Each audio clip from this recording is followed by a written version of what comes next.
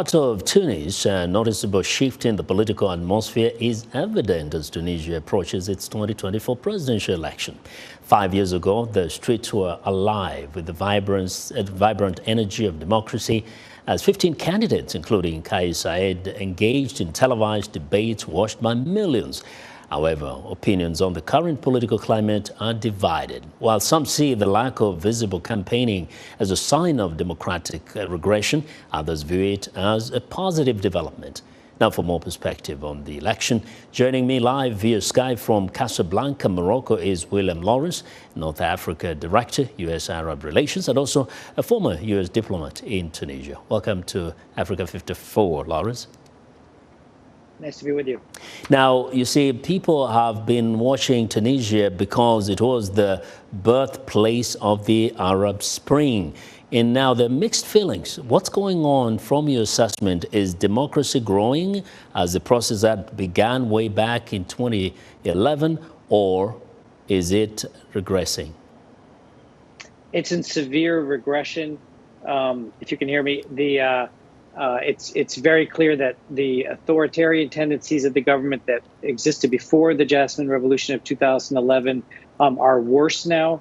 As all the reporting says, including by Mikhail Ayari, the expert you just had on before me, it's as bad or worse than during the Ben Ali days and the Bourguiba days after independence.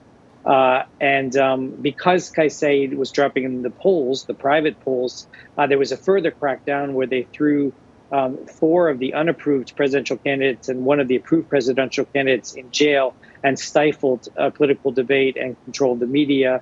Was increased right before the election. So the outcome is not in very much doubt, but as your setup piece said, it's very important what the turnout is. The turnout we had for the presidential, for the parliamentary elections a year ago and at the referendum before that on the Constitution were respectively 20 and 11%, some of the lowest in the history of democracies. If the turnout's significantly higher on Sunday, that means something. If the election is free and fair, but we just don't know what the turnout will be. Yep. Now, what has been his standing with the West, even the United States, especially given that there was so much hope in Tunisia?